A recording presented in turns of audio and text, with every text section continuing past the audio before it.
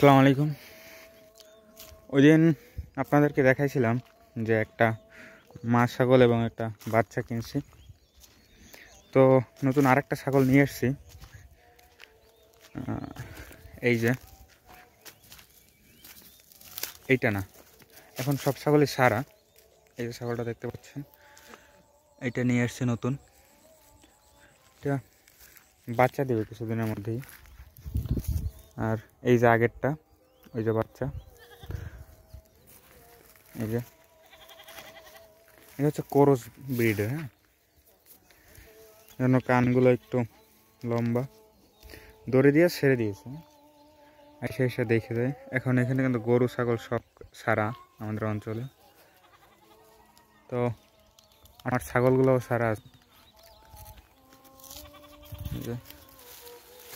এই যে আগেরটা বাচ্চারা একটু বড় হয়েছে, ওর ওষুধ দিতে হবে কৃমির। আর খাচ্ছে।